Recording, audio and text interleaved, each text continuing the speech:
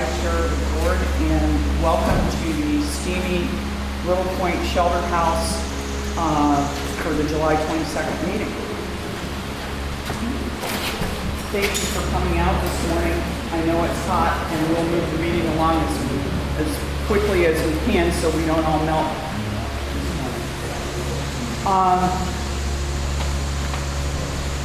Let's start with the meeting minutes from the June 17th meeting. Has everybody had a chance to review those?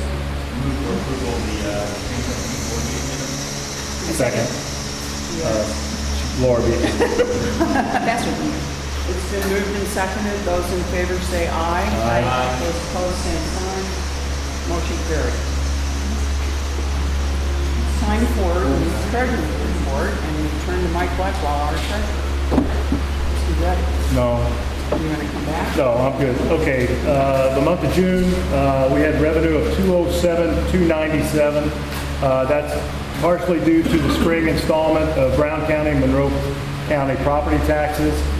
But we also incurred about $80,000 worth of expenses, which brought us a net income for June 127,071. Checks that were written towards the back. And close to 60,000 of that was the vegetation treatment, that first large one. So Checks totaled $62,536.70. I talked to Adam on those check disbursements. So that's pretty much. I'll look for a motion to approve reported claims. So moved. Second. Motion, those in favor say aye. Aye. Those opposed, same sign. Motion carried.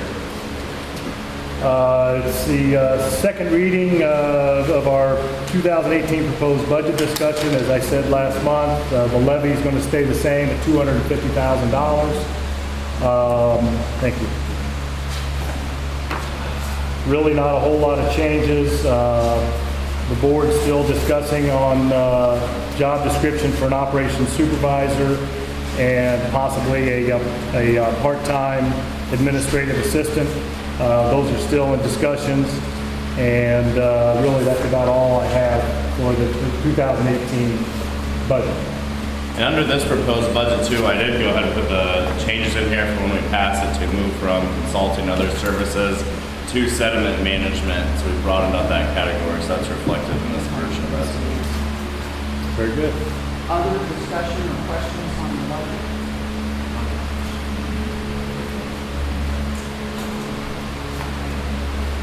Manager's report. Adam? All right, should be pretty brief. First of all, our barge operations update.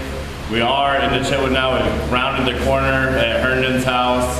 We're actually nearing that next channel east. We're utilizing the small barge. We can fit 5 small barge loads on the big barge. It's about 20 yards that we fit on the small one.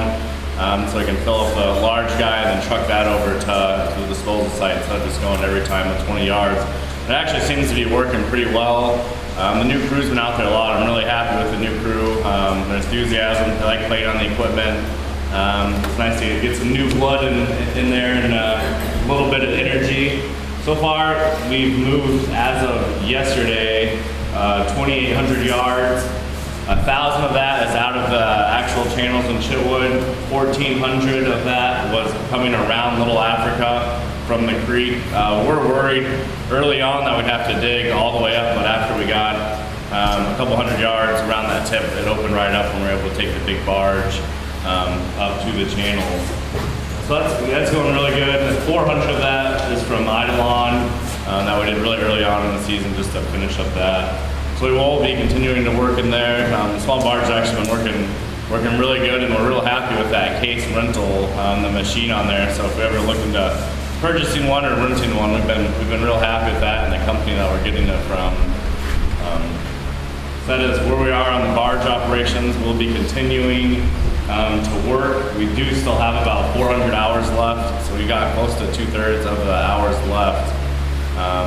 The budget for LLCD dredging that we'll be working out. So I'm hoping we get the majority of those on the ground by the beginning of September, if and when we draw down, and if not, then that is even more time for digging, but hoping that we can be out as much as we can until then. And it's actually been really good weather. There's been a chance of storms almost every day, but it's really seemed to kind of hold off or go around the lake, so it's really helped us out with being able to stay out on the water. Next up, we got the summary of the 4th of July fireworks. I've heard nothing but pretty good reviews for the fireworks. It was, I think the gas bombs were intentional on the end, the glowing fireworks were intentional. One of the gas bombs did blow out some of the wiring on some of the finale cakes though, which is why they were hand lighting it towards the end. So you got a 20 salute on the drive home. We were watching it from here, and almost every time we thought it stopped, we would turn around and start going up again. But that was just bonus material. The gas bombs were cool. Yeah, I heard some good reviews on those, and I really liked working with the company, and they had a good time out here. I mean, they're all kind of local, so I think they'll be interested in doing it again in the future. And for the amount of money for the same price, I mean, we got a whole lot more show compared to the other companies. So far we've collected $5,349. It was a $6,500 expense, and that's still kind of trickling in. We had a record day at the gate. We got over just $1,500 day of donations. And it was insane out here. I've never seen the park so packed. If there was grass outside of this area, there was a vehicle there. It was absolutely insane. I mean, they're starting to park at Toma Road. We just ran out of parking. But for day of donations, it turned out really good. So we're 5,300 and change. Those will tend to trickle in over the next few weeks too. Generally, we get about 6,000 to 6,500 and recoup the majority of our cost. For day of donations, though, we generally get about 600, so we over more than double that. So it was nice. I think a lot of that had to do with it being on Sunday. There weren't any other shows going on around the area, so a lot more people could make it out. But even from the people that drove out here, we heard rave reviews, so I think we'll be looking into using that company again. Aquatic vegetation treatment. They just came out on Tuesday, the 18th. To treat the lotus primarily on the east end where the beds are extending out. We did utilize the map that we created before that had the old line, the new line I proposed, and then there's a blue happy medium, and they stuck to that blue line as we discussed at the other board meeting for the different sections. That is a 2-part treatment. They generally spread it about a week to a week and a half. So probably towards the end of next week, once I find out for sure, I'll send out an email. They'll be coming out to do that second round of treatments. And really, I mean, kind of depending on what we're doing, that may be one of the last treatments towards the end of the year. Sometimes we'll do one touch-up once all the NIAID and the submerged stuff starts coming back. We'll have to see how it does this year. I did send out an email. I hope everybody got the overflow pond is experiencing a blue-green algae bloom. There's no toxins present, but potentially toxin-producing species are present. This happened at the same time last year, and a lot of it's due to the hot weather. There's not a whole lot of turnover there. I'm wondering if that pipe being pretty high doesn't have something to do with that, because it's not getting the wave action, it's not getting a whole lot of kind of change out between the lake proper. On the lake itself, the vegetation, the wave action, the prop action to help keep that area moving and turbulent really prevents the growth of these colonies and the blue-green algae. So keep your animals away. I wouldn't fish or swim in there now. We are still monitoring the rest of the lake, so if anything happens or if that starts to die off, we'll let everybody know. The natural process is just to let it die off, and eventually it'll sink. It's just organic matter. So we'll keep everybody informed on that. I think that's all I have. Anybody have questions for Adam? I would get a price on what the current machine that we have, because there is money in the budget to buy a machine, and we wouldn't have to change the oil again. So if you would, just see what that is and bring that to us. Absolutely, and actually talking with the guy from Wilson Equipment, Quincy, he said towards the end of our rental, they'll actually add up what we have into the machine and come give us a little presentation on that. That way, in case we do want to transfer it over to a rent-to-own or purchase, rent-to-buy type situation, they'll let us know kind of what we have into it, what they can accept towards the down payment. And being a municipality, we can get the government financing, so it's pretty low rates if we do want to move in that direction. But you'll be giving a report like that probably in September, I would imagine. Okay, thank you. All right, now we come to one of our long-standing topics, which is some discussion around the Indiana Railroad drawdown request. And this is, I'm going to give a brief summary, and I have a couple of statements to read from Pam Dugan and Les Wodzinski, who could not be here today. And then the rest of the board and Adam will engage in some more discussion. Yes, I'll do my best. Thank you. What I will tell you is that as of this meeting, we have gone back to the city of Bloomington to ask some additional questions, and Adam nor Pam have received a response from them to that request. And it was really about just answering a few questions that I think would have helped everybody on the board to feel better about this. And it's mostly around clarification of timing, how long will it take the railroad, as well as, you know, some other things. So we don't have those answers. We have some people, freeholders and board member, who've been working diligently to find some alternatives. And I'll start by saying that the city had told us originally that if we came up with a viable alternative, that they would not be opposed to that. They simply don't have the money or would not spend the money to support that. We would have to find a way to fund it elsewhere. So that said, let me read these statements, and I'll hate reading to a large group. So the first one is from Pam. I'm sorry that this schedule conflict prevents me from being with you all this morning. I have asked Mary Jane to read a brief statement from me in regard to the railroad Shuffle Creek repairs topic. I am so appreciative of the efforts of our board and others to protect the enjoyment, use, and health of the lake for our freeholders and public, all the while attempting to gain an understanding of the railroad needs and the responsibilities of, and working with the railroad, and the responsibilities of our respected owner of Lake Lemon, City of Bloomington Utilities, towards said railroad repairs.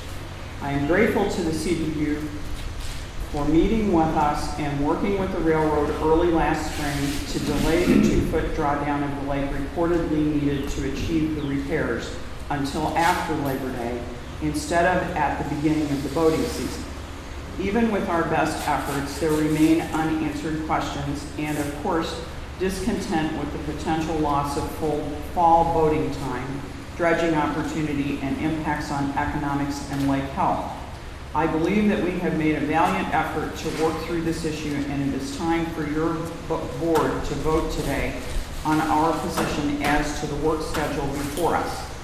Though our bylaws do not allow proxy votes, after much thought and careful consideration of every angle presented to me, and with utmost respect for our ongoing relationship with CBU, I believe that, though not a perfect situation, it is time to support and make a good faith effort to facilitate the September repairs.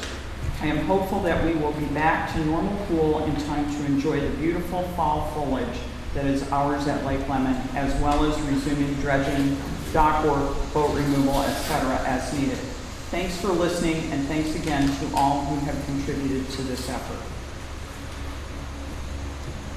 The other statement is from Les Wodzinski. With all due respect to Pam's statement, I must disagree. I assume as of this writing, the city has yet again not responded. I feel the city has acted unprofessionally for a number of reasons. Please keep in mind the following. John Langley tried to order Adam to close the gate with no consultation with us. The city has ignored our many requests for clarification. A simple response would end this, yet they choose to not respond. This is an indication of one of two things. either lack of respect for us as an organization, or they don't have an answer and are just bluffing. We should not enable this type of poor treatment by simply accepting it. Everyone seems so worried about maintaining a good relationship with CBU, yet they don't seem at all interested in maintaining a good relationship with us. We all know the impacts, and I think we do a disservice to all those freeholders affected by not fighting this. Yes, it's the easiest way out, but not the right way. Without any verification of their claims, we seem to be giving away the farm needlessly. Doing it now to avoid the so-called rainy season is blatantly false, as shown by Weather Service data. This type of behavior further erodes their credibility. We still have other options to explore, yet the city will not give us the opportunity to speak to them about these ideas. For example, Laura's suggestion and Mike Blackwell's suggestion both deserve further investigation. I strongly urge the board to take one of these steps tomorrow. Simply not vote on this, to give Mike Blackwell time to get his estimates on the coffer dams, and also to see if the city and railroad would be interested in a greater and longer drawdown, or 2, just vote no in the interest of our freeholders. Please do the right thing and not give in to City Hall. Okay, those are statements from 2 of our fellow board members, and right before the meeting, I don't mean to put you on the spot, but right before the meeting, I talked with Mike and with Frank Van Overmeeren, who's on the Strategic Planning Committee, and I understand that you guys have some alternatives you'd like to put before the group. Would the group like to hear the alternatives? Frank, would you please indulge us in what we've been discussing, please? Yes, sir. And I will speak loudly where everybody can hear. He projects better than I do. I'll also stand up and that helps. My name is Frank Van Overmeeren. My wife Julie and I own the home at 6418 South Shore Drive. I'm the District 7 member to the Strategic Planning Committee, but since the key components of this proposal were not yet available for discussion at our recent Strategic Planning Committee meeting, and this is now new material, I am not speaking on behalf of the Strategic Planning Committee because we don't have a recommendation to the board. So this is only me and a number of the District 7 people. I just want to make sure that that's clear. Number 1. Whereas representatives of the Lake London Conservancy District Board, City of Bloomington Utilities, and the Indiana Railroad met in March of 2017 to discuss routine inspection and repairs of the railroad bridge trestle supports across Shuffle Creek. The work is not of an emergency nature, but normal considering the construction methods and life cycle of the structure and of its type. Number 2, the railroad work includes concrete repair to trestle footers. Several construction methods are available to complete this work. The most efficient and least cost to the railroad is to lower the local water level enough to install a removable wood timber plank roadway for equipment to access the footers. If any of you have seen high power lines work and where they've done and put in heavy equipment, they put down timbers that resemble railroad timbers but are twice as long, and they have them plated together by steel rod, typically in 10-foot sections, and they lay those out as a foundation for the heavy equipment to access the areas where they want to run.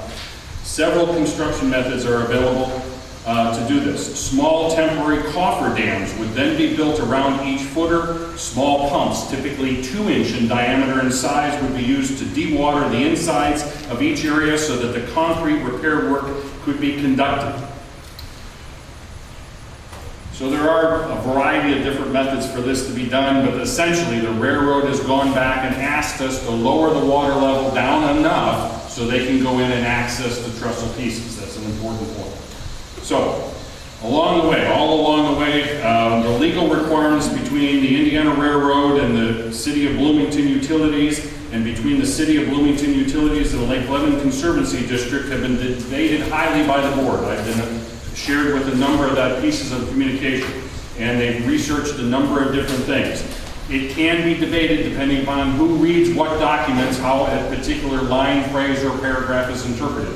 And even our own attorney has said that because the City of Bloomington has 6 full-time paid lawyers on their staff, they can go through and with their presence and connections with the court, they can bury our single paid attorney that the Lake Lemon Conservancy District pays on a contractual basis with paperwork and effort. It is not in our best interest to go through and pursue this through a legal matter. As statements back. The reality of this is the facts are the Indiana Railroad needs to do this work. Is it an emergency? No.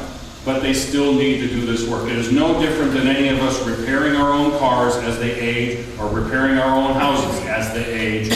Work needs to be done on some basis.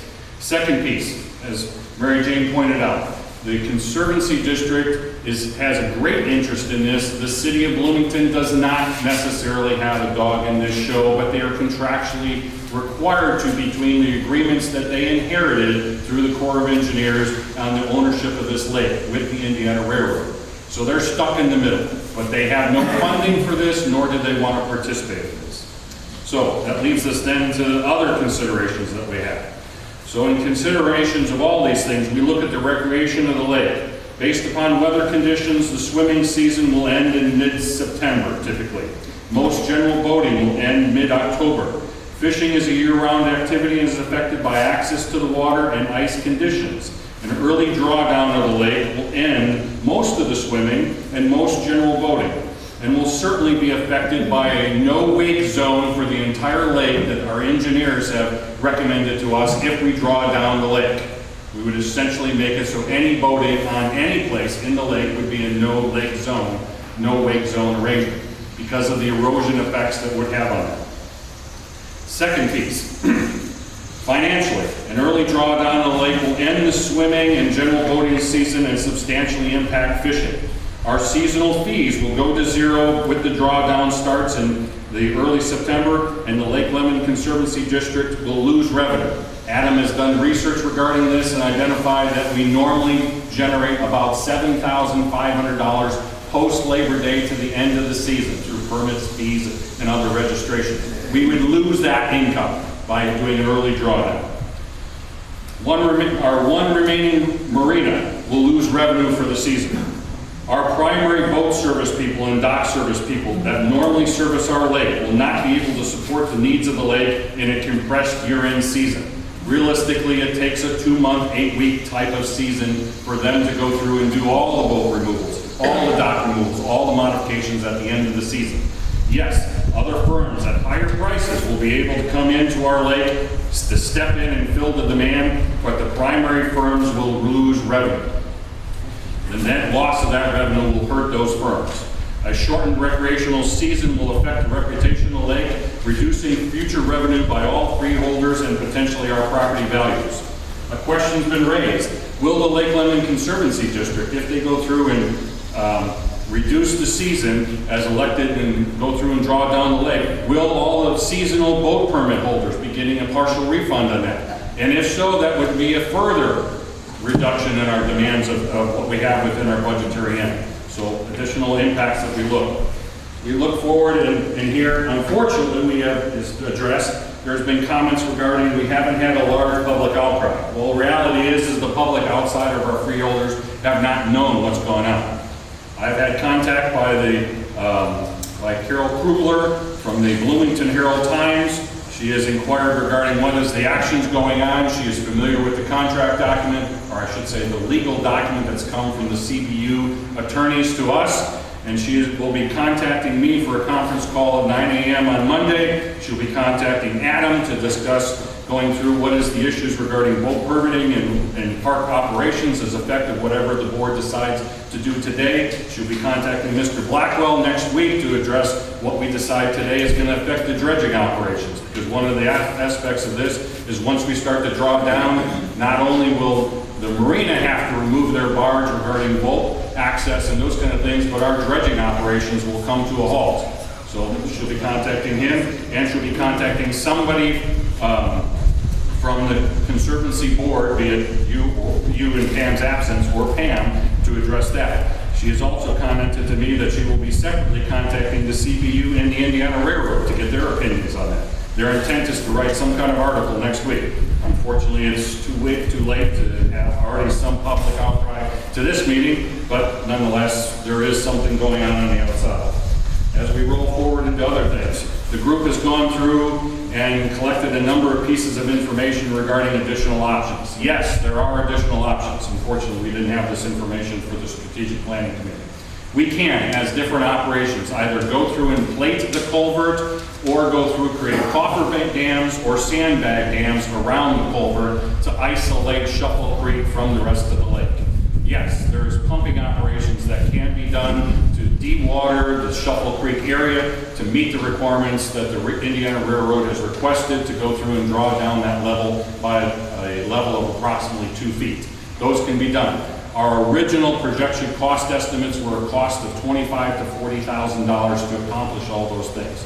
Those estimates were high, as they normally should be without investigation.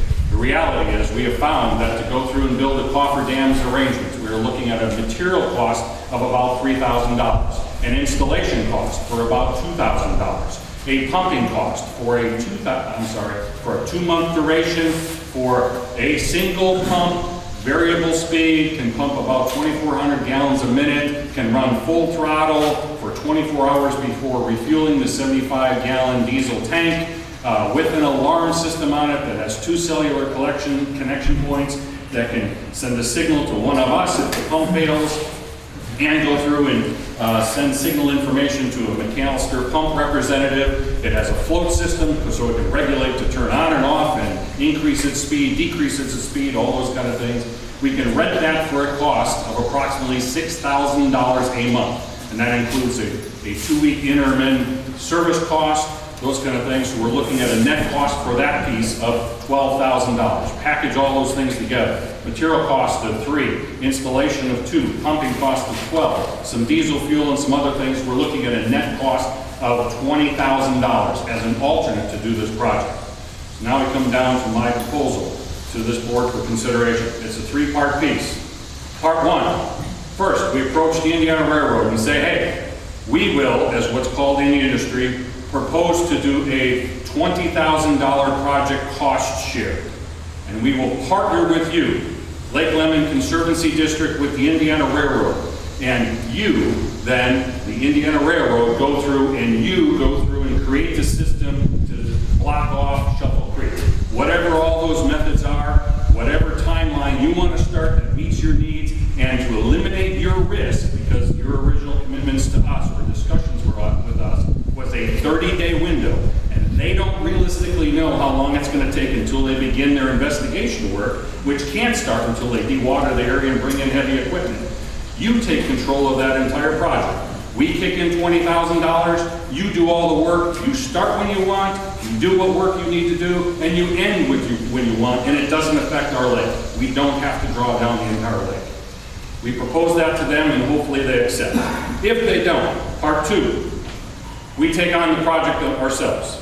I am willing to take a week off of vacation at the end of August, start and manage the project, go through and hire somebody to go through on behalf of the Lake Conservancy District to fabricate the necessary materials to go through. Hire a excavation company to install the materials to go through. Contract with McAllister Pump to go through and operate the pump. Create a pumping management system so that we can sit there and manage the pump, the refueling of the pump, the maintenance of the pump, and those kind of things, and hopefully accomplish that prior to the Labor Day weekend. And if we succeed, we continue on. If we fail, part 3, we draw down the lake. But given the chance, we are willing to expend $20,000, what I believe to be successful in possibly part A. If not, we have a part B plan. And if it all fails, which I don't think it will, we then draw down the lake. So that is the proposal we have before the board. Thank you, Frank. And now you know why, we're not going to take any questions until it'll be up to the chair, but now you know why I asked him to speak and not just some fireman, part-time bailiff. Did a very good job.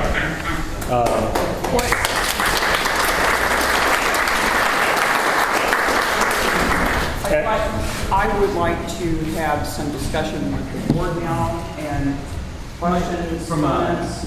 As the treasurer, the $20,000 impact, how will that work with our budget? Well, as Frank mentioned, we're going to lose $7,500. So really it's a $13,000 impact. And we've rolled that money over from previous years where we, A, didn't have the weather to dredge, B, we didn't have the lake, enough water in the lake to dredge. So we've rolled over approximately $50,000 from previous years into our general fund budget. So, I'm sorry. I didn't mention, I had in my notes, but part of my proposal for either Part A or Part B is we would reappropriate $20,000 of the $36,000 that you previously approved at the last meeting that was part of the Little Africa Fund within the 2017 budget to go to an engineering fund and reappropriate $20,000 of that. So it's essentially a net zero impact. It's already in the budget in some way, just retitled.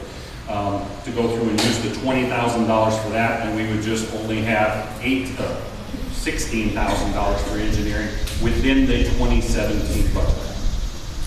Does that make sense to you, Adam? Could we spend $20,000? Yes. We have the money there. We could do it for the year. Do I like the idea from management of $20,000 to buy 1 month of voting? Personally, I don't. I think that's a lot of money for 1 month of voting. I agree. I would like to see, I think something like that could happen, the cofferdams. And if we seem to get moving on, we need to guarantee the city that we will have the area available by September 20th, just to appease them and to keep the relationship happy. And if we're gonna do that method, then that's one way to accomplish it. We need to get something figured out here soon, so that way we're not just surprising, hey residents, starting next year, can be drawing down the lake 2 feet. So we have to get something locked in place now. I don't think it's going to be 1 month. I just don't see anything ever taking 1 month.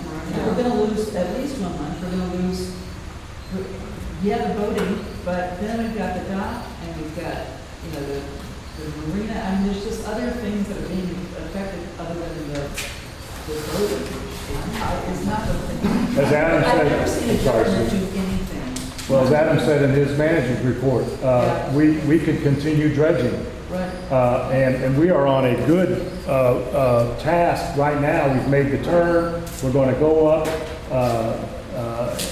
towards the east end. And all that comes to a halt. All that comes to a halt. I mean, it's as a chair of the dredging study group, that's that's problematic for me. It's problematic from the KCI report of drawing down this lake. That's right. A lot of things are red flags. I think, if someone offered anybody $20,000 as a cost share, that in itself, I think, is a gesture that shows, some type of relationship. I would say that we really take a hard look at that. Michael?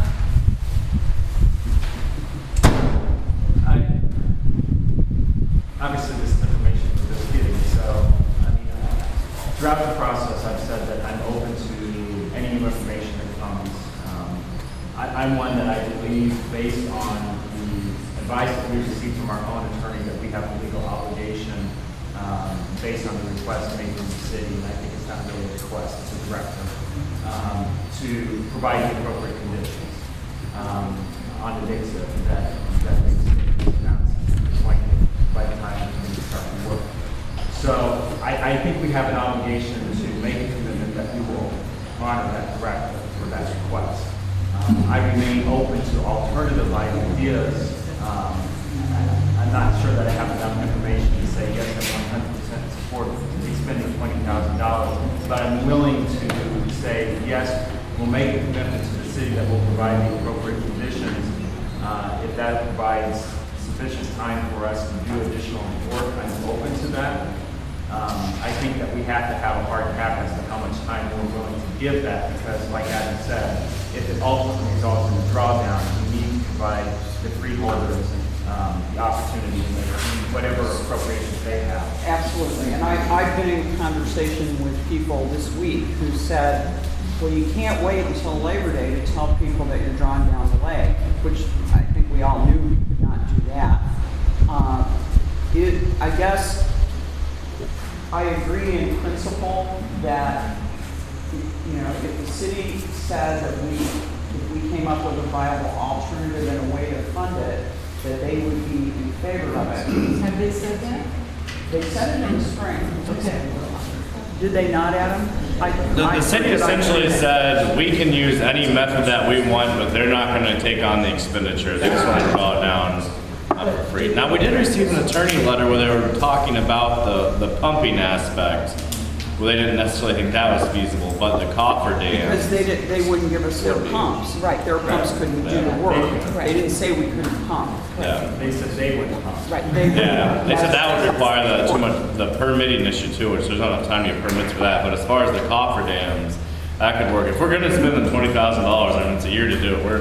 We're sitting very pretty financially. I would like to talk about the coffer dams just for a moment. Tim McTee from portadams.com, I was on the phone with him for quite a while. We were on the Google Maps overhead satellite image.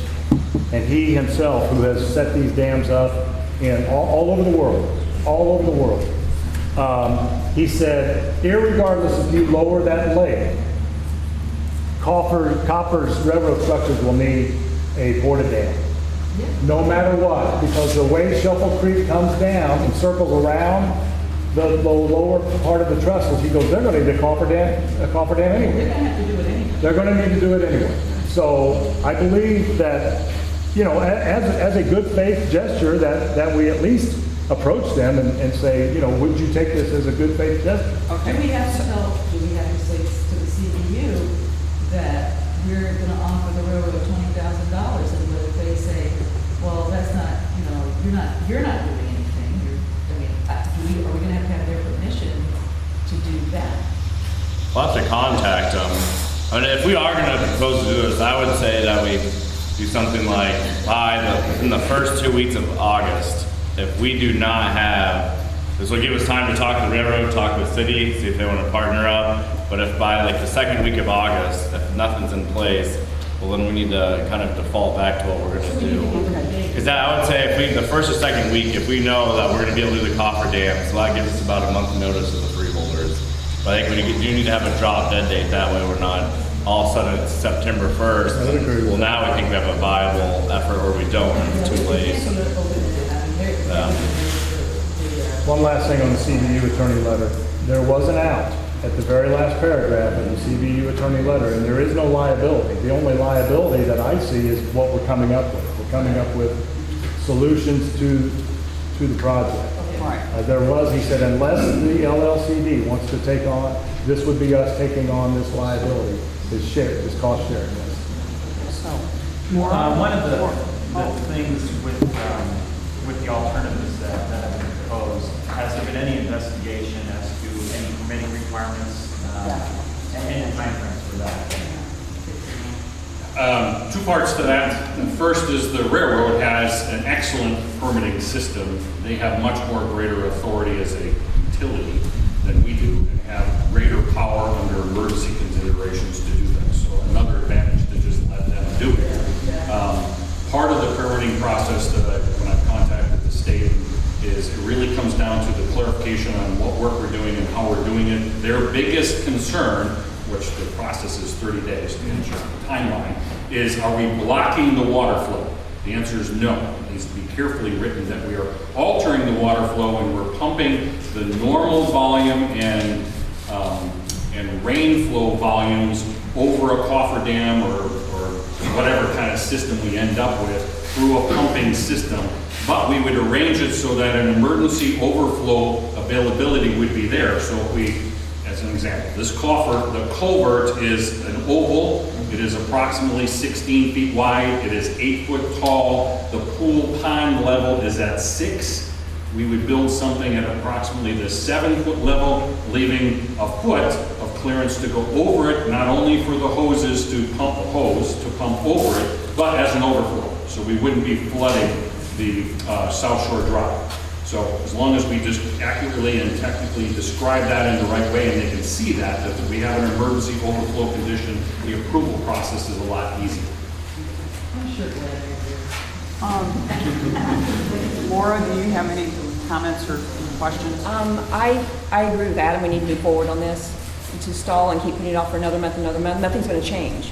We're still in this mess that we have to help them out. So I would support voting on the September 5th deadline or date as using other alternatives, not just sticking with lowering the lake, but having our options. So if we had a motion that said we're prepared, as the Conservancy District is prepared to accommodate the Indiana Railroad work beginning on September 20th, Correct. and not say how we would accommodate Right. that,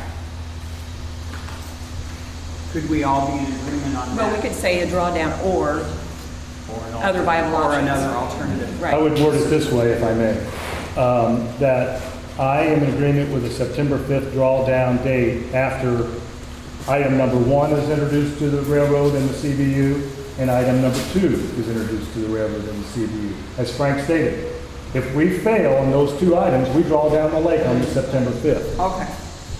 Okay, so, I just want to add, I mean, I just think we need to get something in place so we can tell the freeholders. We can't surprise people and have half the boats on this lake so stuck on. that was us. where I was going to go, is Yeah. that we have to set, as Adam noted, a drop dead We date. would need a response from the railroad and the CBU, or the CBU by a certain date, whatever that date is. I would say And no. from management, we have the money. I mean, Right. it's obviously a board decision to spend it, but we do have the money there.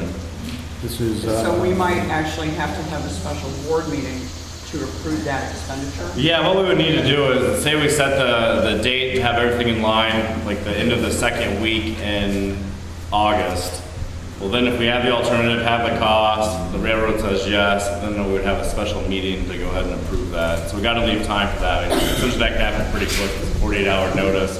But if we have another alternative and can spend the money, well, then we would call a special meeting to actually vote on that appropriation. Okay. Can I get a motion? I just want to introduce one more piece of the puzzle, and I hope it doesn't change anything. Oh darn.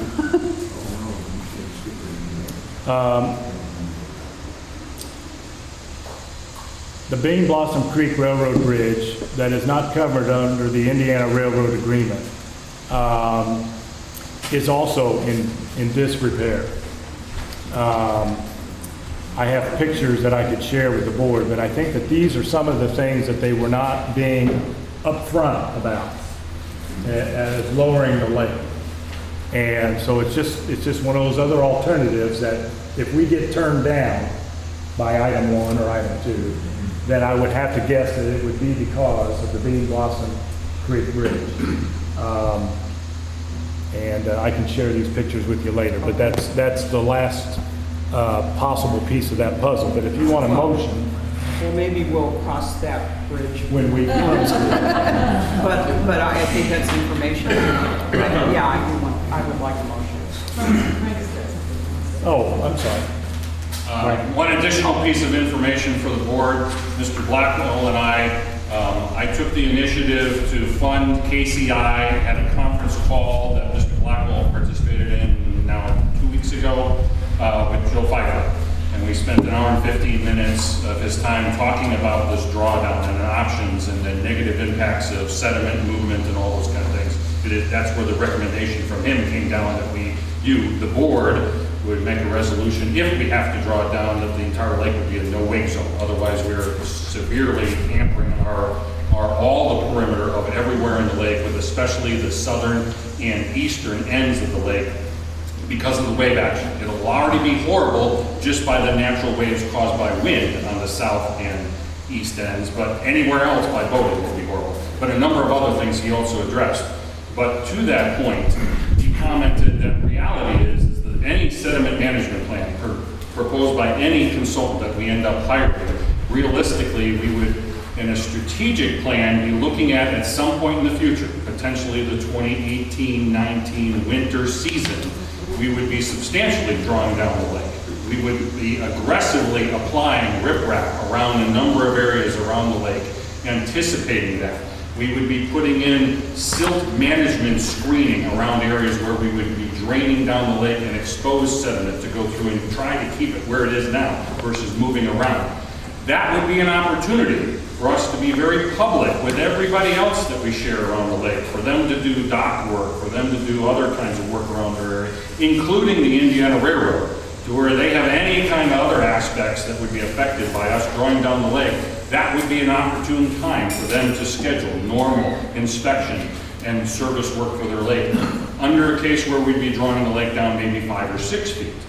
And the purpose of doing it that way is because there is mechanisms with the right kinds of low-pressure tracked equipment for us to strategically be moving dirt that is exposed versus under the surface. And we move it into an areas where we can excavate it and more efficiently move it out of the lake basin. But there's permits and all kinds of other things that have to happen. Not possible for us to do it this year under this drawdown because of those limitations, but if we strategically did it in future years. But here's a way for us to communicate with the Indiana Railroad and say, you know, here's a way for you to deal with your other bridges and other things across the lake. Or another option that he also mentioned is if we ever need to do dam and spillway work, we would be accomplishing and exposing 5 feet of our dam. Right. By that. So other things to look at. Okay, thank you. How much time do we want to give a response? 2 weeks from Monday? I would What is say that date? That is the 14th. 14th August? Yes. Yeah. I'd be satisfied with that. Michael? So, The motion would be that we use Frank Van Overmeyer's discussion on the 3 alternatives to the drawdown. Number 1 being cost share program of $20,000 to the Indiana.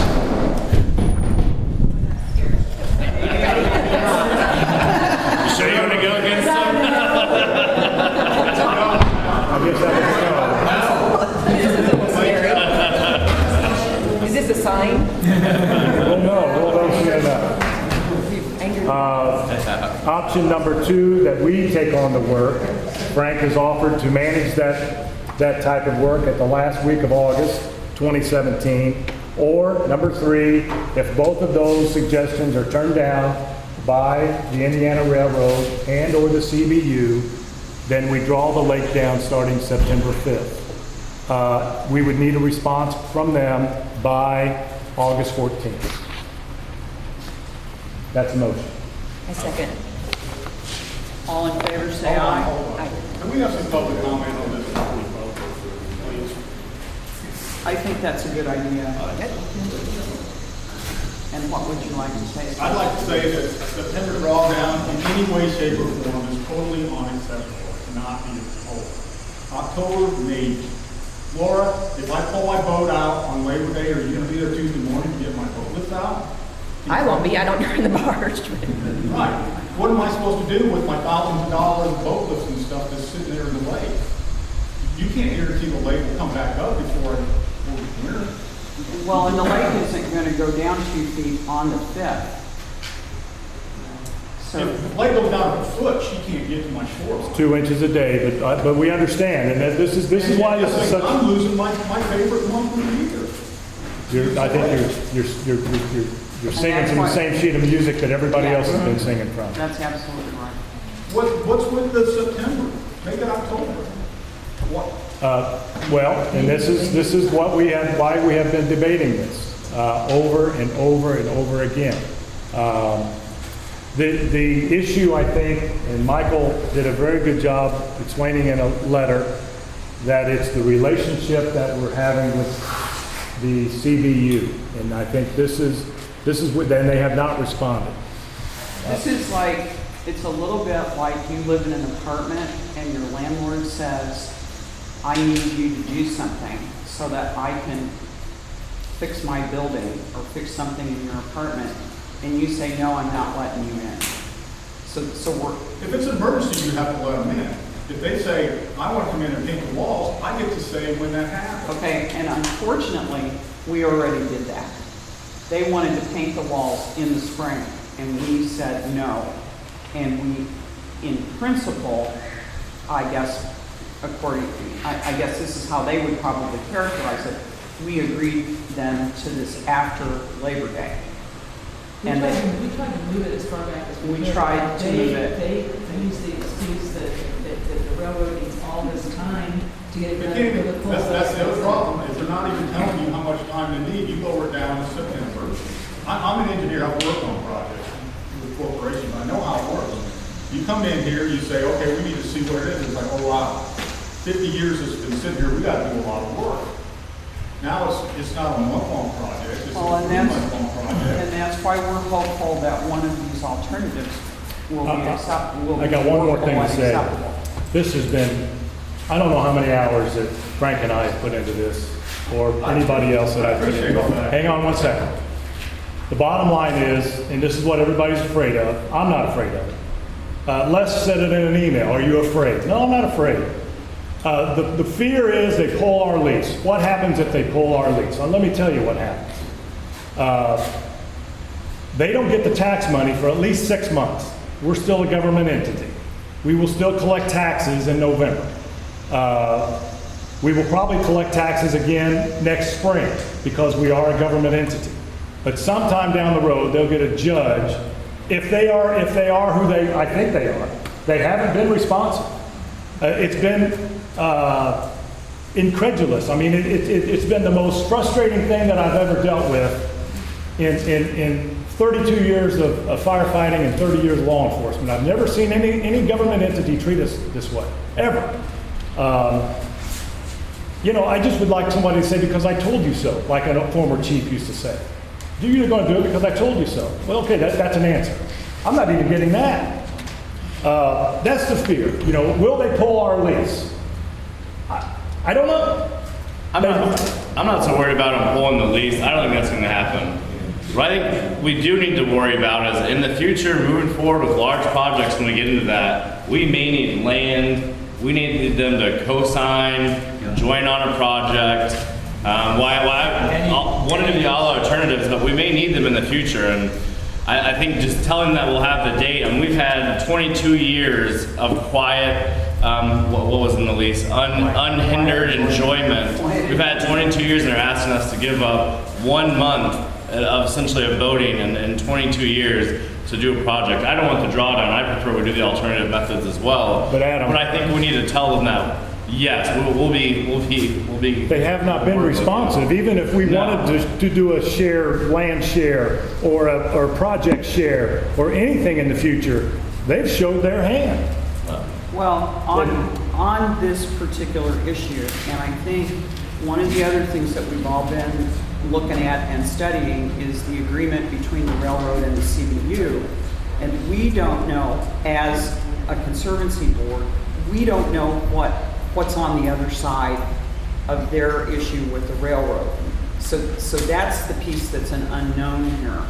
For me, And- the decision is made based on the fact that, now I can read the contracts between the city and us, I can read the contracts between the railroad and the city.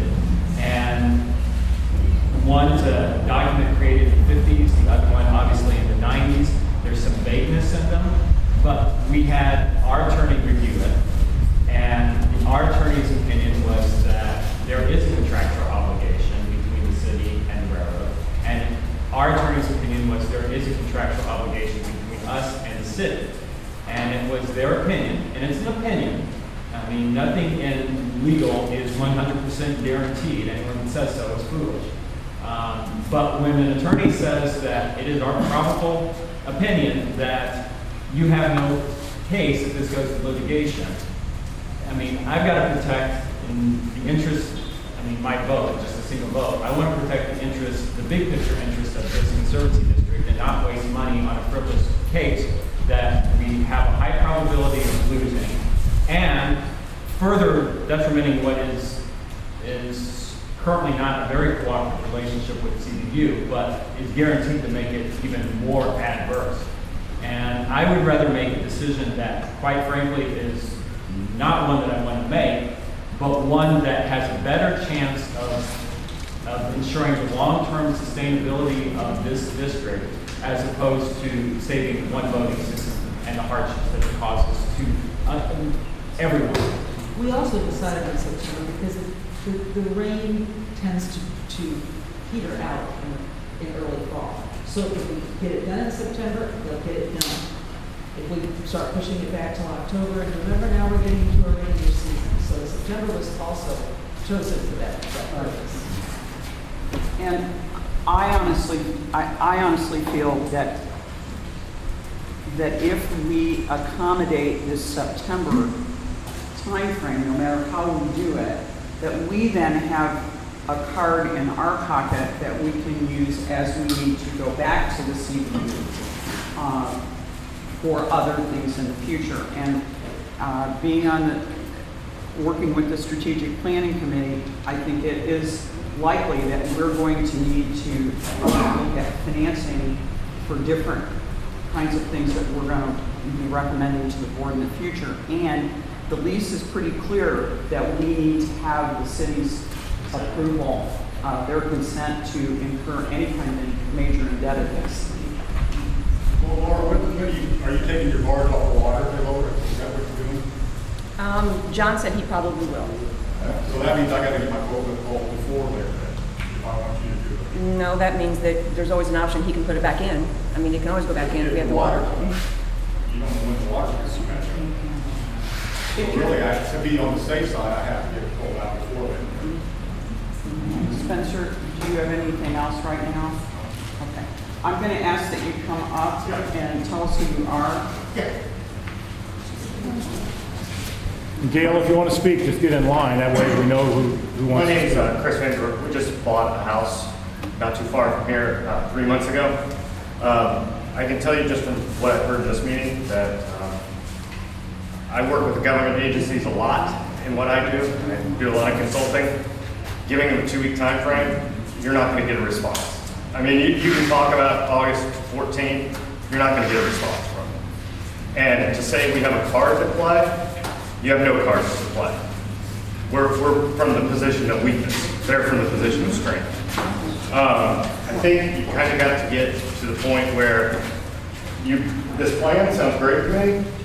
You have a timeline, a project, everything in place from a scheduling perspective already. That's the only way you get this done by this conservancy district.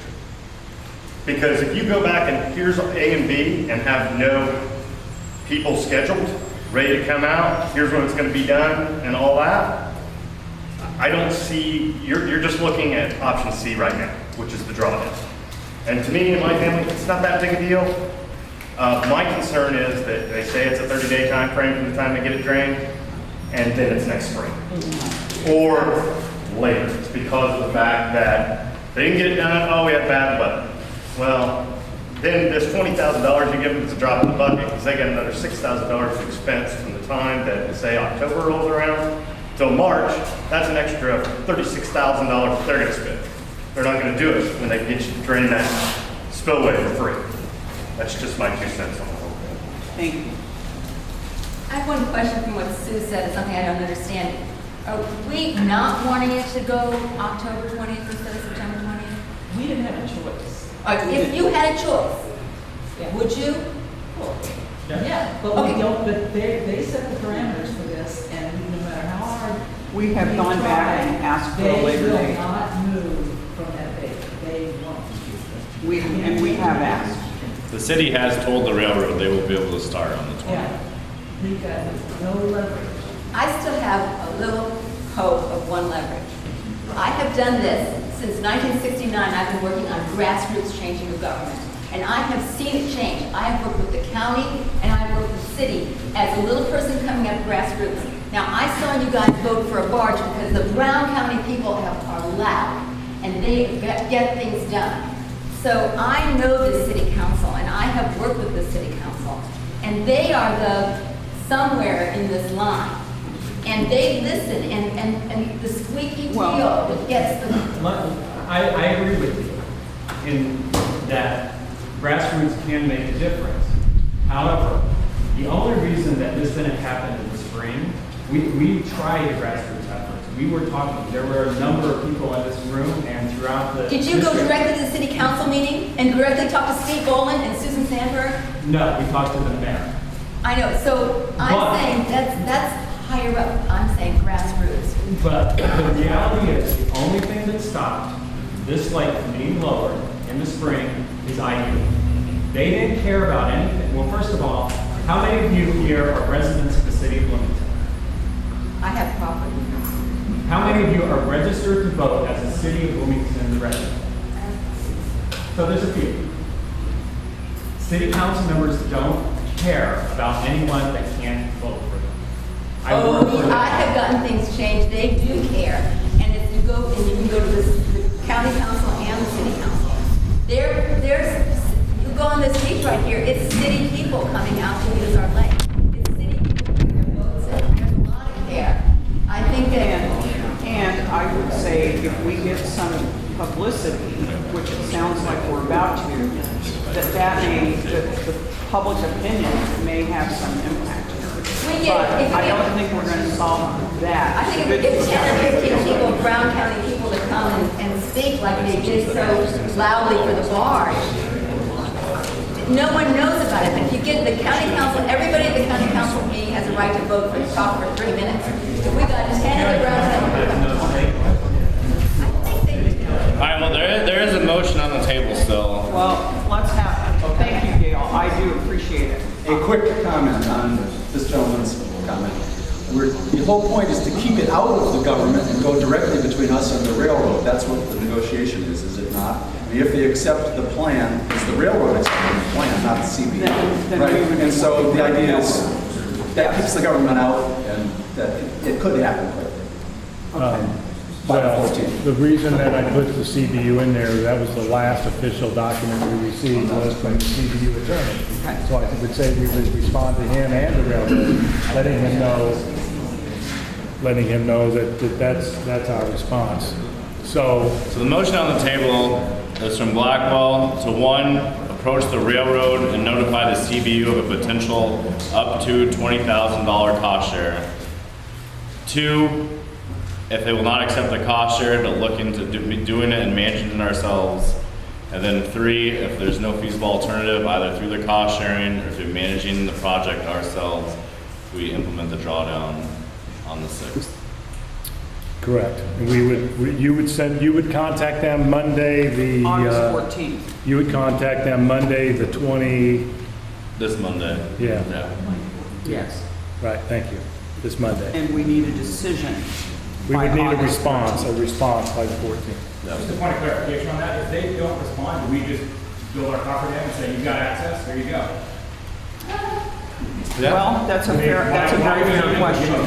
I They want access, they want access, they don't need to live and they just want access, we give them access, let's just do it. No, that's the second part. If they won't work with us, yeah.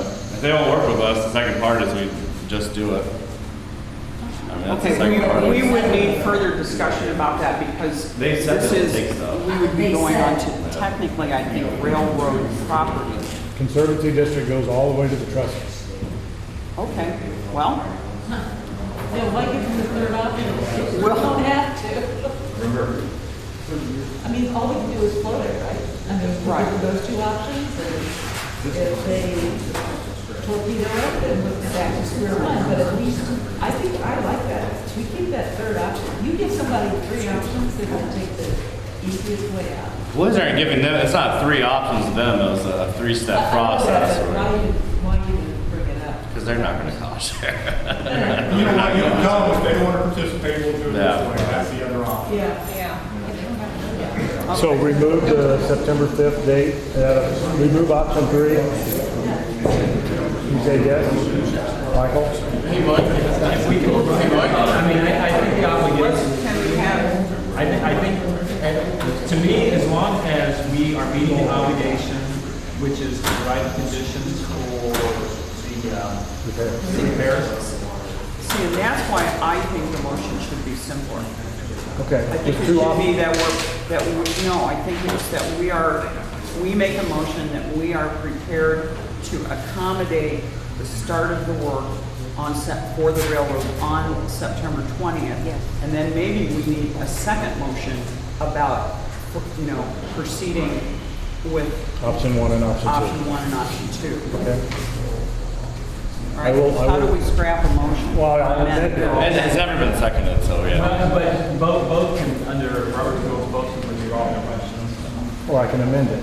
Or you can, Okay, you want to amend your motion? You've confused me because now you say I've got to have two.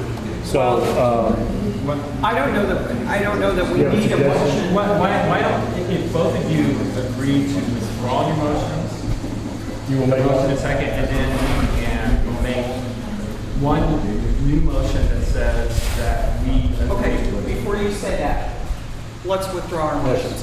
Okay. Withdraw. Withdrawn. And the second is withdrawn as well? Okay. So the new motion, the first motion will be that the Lake Lemon Conservancy District agrees to provide the appropriate conditions for the railroad to commence repairs on September 20th. So we make an action. That's the motion. Can you say that? We can't hear you. The Lake Lemon Conservancy District agrees to provide the appropriate conditions for railroad repairs to begin on September 20th. I second. So we have a motion and a second. Yes. I have a Those- question, I have okay. discussion. Discussion. So, I'm wondering if we're bringing the cart ahead of the horse here. Because, as I understand what your second is going to be, these are the alternatives that we are going to come up with. Okay.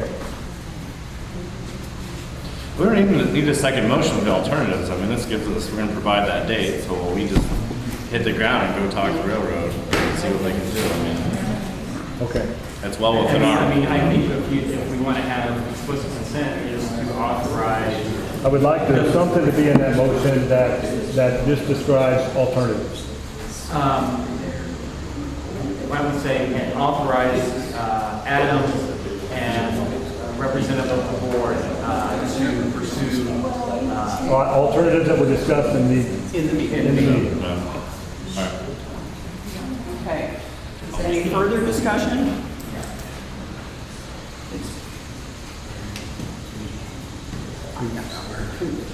It's up to you. I know I this think they need to come up forward. And if sir, if you want to speak, if you Mel, get tell it. us your name. I know this is splitting hairs, but, you know, when you basically take and make, and the end of my season, unfortunately, I bought lake property to use lake property. We use lake property September, October, sometimes into November. You're cutting down. Now, if I had my house on a farm field, my appraisal on my house would be less, my taxes would be less, and I wouldn't be paying conservancy fees. The expense to me is going to be way less when I don't have lake access, which is what you're basically not giving me when you tell me I now have to end my season in August instead of September, October, and November. So, you know, here's another thing. It's like, you know, so are we going to go back and have the city appraise us as farm field? Because let me tell you, I have a lot less expensive house. So now you're expecting freeholders, which to pay for how many months of their prime real estate by their increased appraisals, their increased taxes because you live next to a lake and conservancy fees. And you rendered it, you devalued my property. That's what I have to say. Thank you. Jay Bear, District 1, I think everybody agrees that the property and make better plans. It doesn't have this kind of impact on this nice lake as mentioned. But I love the work that Frank has done, and thank you on behalf of all the freeholders. But that's September 20th is 58 days from today. So if we're going to execute this plan, drain the little pool around the railroad, and have it ready for them by September 20th, we can't wait 2 weeks to hear back. We need to start this tomorrow. You have a great plan. We got to get people, we got to get scheduled, we got to get pumped, we got to get them, and it's got to be dialed in because the worst possible scenario is we try this, we spend $20,000, it doesn't work, we don't get it done in time, we still have to grant it, and we're screwed both ways. So if we're going to do this, we got to get on it. So this like, hey, we'll pursue alternatives. Pass a motion that says we're going to go do this starting Monday, and put the $20 grand into it and get going. We had all summer to dip around with this, we didn't do it. Now we're going to do it now. We don't have 2 more weeks to see what happens. Let's get started with it. Tim, I set you off, and I'm sorry. Well, I got a different question now. You answered that one. Tim, can you stand up Yeah, for sure. everybody? That 20,000, though, I mean, anybody want to take the bet to be done in 30 days? I'm ready to bet. No. So that 20,000 is only good for the month, right? So, you know, I think everybody realizes it's probably gonna take them all winter to get done.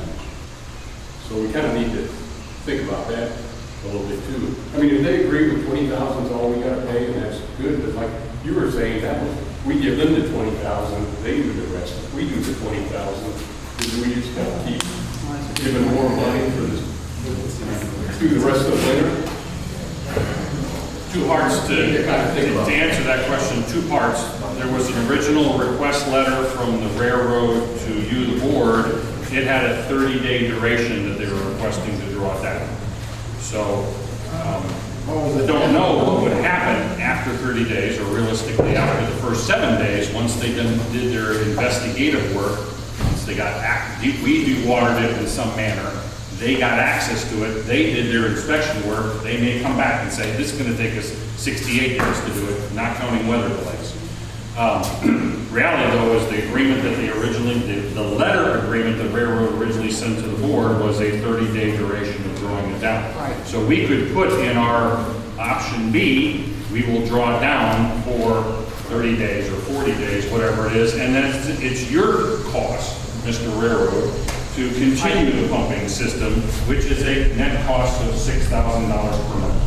So my numbers. So that we would ensure that we don't spend. We don't spend more than the $12,000 in pumping. There would not be an additional cost of putting in the coffer dam barrier. That's there and the removal cost. That's a fixed number. There would be a $6,000 cost for the pumping equipment, and then there is some additional management time for the pumps and fueling costs for the pumps.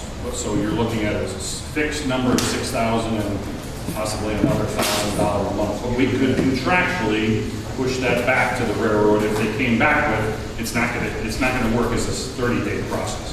But my estimates include a 2-month window from start to finish already in that estimate. Well, we have to be real careful about that. And of course, that doesn't make it near as enticing to them if we're only on the, because I think they know it's not 30 days. Well, and that is the reason for offering them the cost share up front, because then they take over full control of the schedule. We just give them the dollars, and realistically, they do this every day. If they're doing work on the Mississippi River, they're doing it by barge. They're doing work on other streams. They're doing exactly what we propose. They just have the avenue in this case to defer part of that cost that they wouldn't have to do by pushing it back to CBU, who in turn is pushing it back to us to draw down the water level 2 feet. Just one other thing. My first question was, Mike, are we going to the CBU or the railroads with this proposal? I think we're going to both. Yes, the last formal written letter came from a CBU attorney spelling out all the necessary requirements for a drawdown, with one last paragraph stating, unless the LLCD wants to take on the liability, which I guess that's what we're going to be doing, is we're going to be taking on the liability of offering them 2 alternatives. Okay. I don't think people remember back when IU was open in the fall, we had no control over this water. And you drank the water, you could almost walk to the island under the water. So why are they running like the water? We didn't hear the fall. And it was wrong. It brought well, yeah, drawdown is contraindicated by the sediment. All right, so the current motion on the table. Wait, we have one more comment. I'm Marty Schilke, I'm from the Sailing Club. Yeah. We'd be happy to throw $1,000 in. I think I can get some towards the 20,000. That would help. Thank you very much. It's wonderful. Yeah. One of the things that we one of the things we can also consider is we build the coffer dam, the project goes 90 days. After 60 days, I mean, we can always make the decision that we know we want to spend money on the coffer dam and draw it down at that time, but we reserve 2 months of. Yes. Yeah. Yes, we can make those decisions. Not ideal, but we could. All right, is there any other discussion among the board?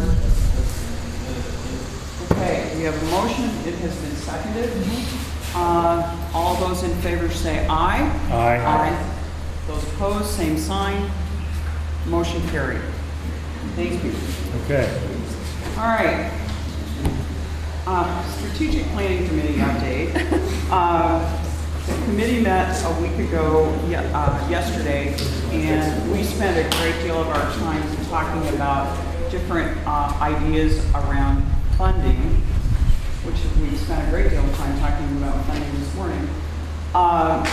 But we recognize as we continue to do the engineering study and as we start to move in the direction of making recommendations back to the board about hydraulic dredging or different sediment trapping, those kinds of things, that we're going to need to have a good financial plan in place.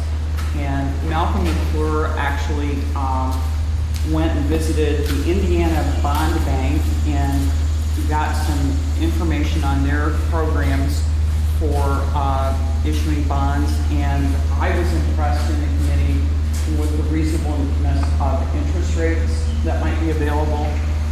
The other thing Malcolm talked about quite a bit in his report were other options for grants that we might be able to avail ourselves of. There are USDA water supply program grants, and then we were going to also investigate the National Rural Water Association.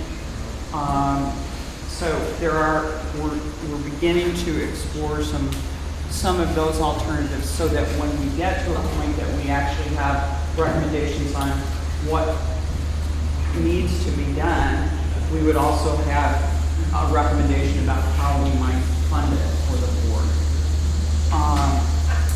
We also talked about the need to get Friends of Lake Lemon, the 501c3, off the ground.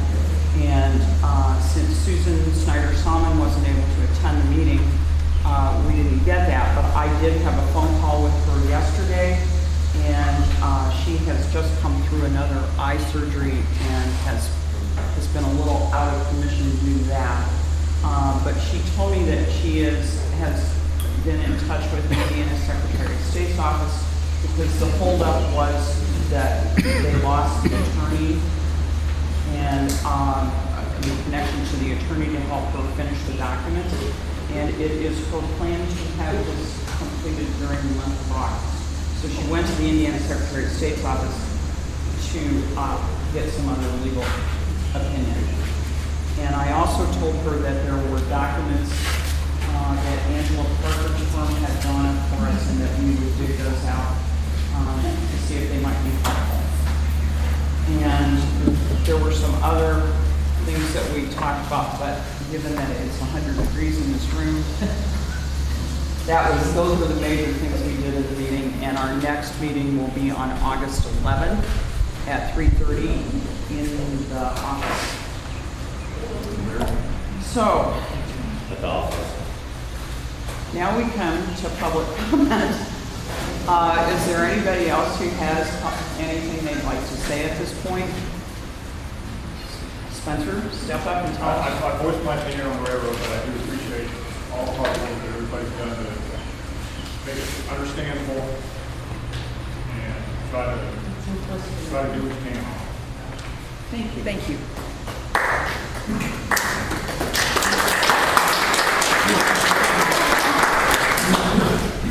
I need you to come up to the center, please, so everybody can hear you. Heather Stevens, is the date wrong on this for the next board meeting? Is what?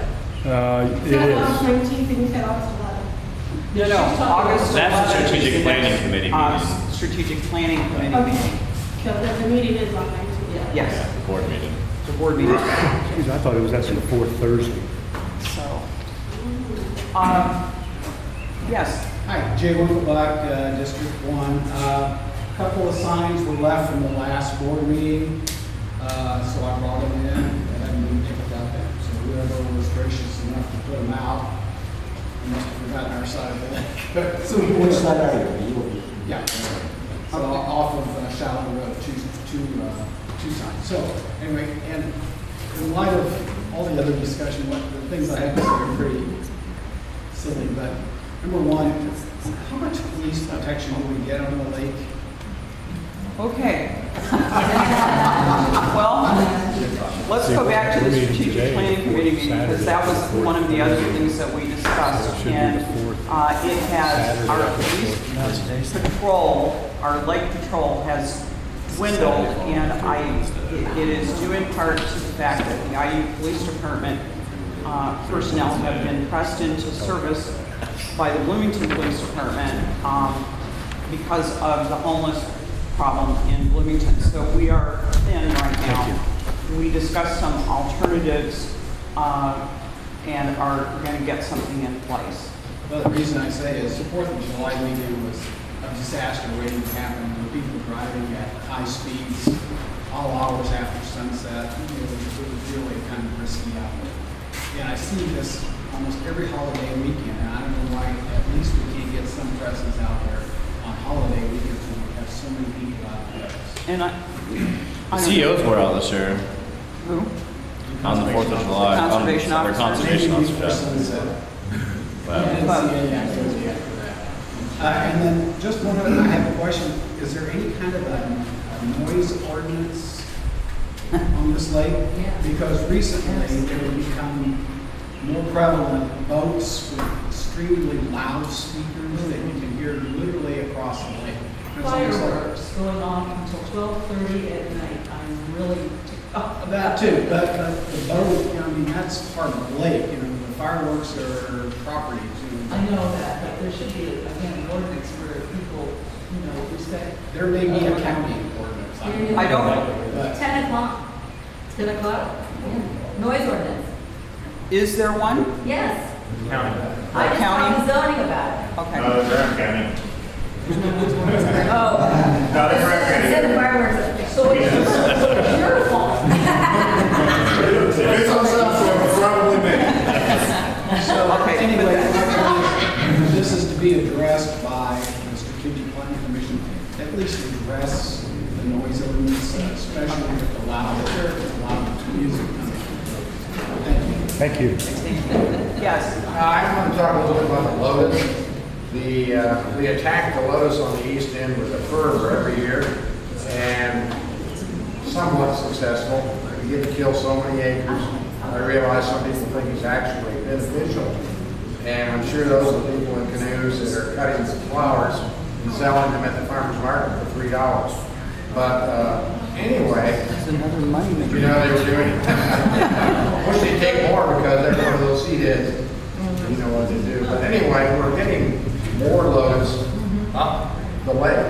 Right over here is a very good example. That whole area is overgrown. There's one close to my place over on South Shore Drive. Then there are several others. But we never treat those.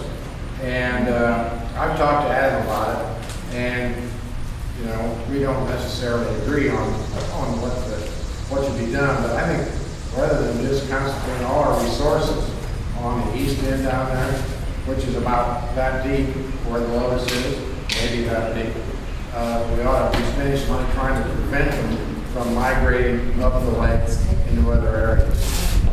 Okay. Where are you at on South Shore Drive? 9115, the old marina. Oh, okay. There is property east of you that is for sale. Yes. And there's not been any traffic in there, which is causing the lotus to emerge. So we might go in there and hit that. That's Well, probably. on our way down the lake to do the other one, that'd be a great idea.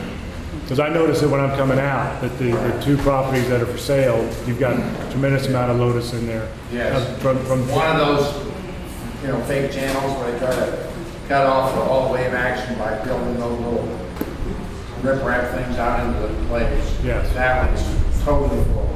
Okay. Thank you. Thank you. Okay. I would like to take one moment and say how much I appreciate the efforts of our freeholders and new board members who are working diligently on not just the railroad issue, but on all the issues that we have before us. And I would just say I'm very proud to work with this group and to be a part of this community. I thank you all for coming and hanging in on a hot, sweaty morning. and I hope you have a great weekend. I'm going to ask for a motion. I would like to reiterate the help I've gotten from District 7 as well. Frank and Sandy and whoever else is here, and I may forget someone. But anyway, thank you, District 7, for helping me and getting us through this. So thank you. I'll make a motion to adjourn. Second. All in favor?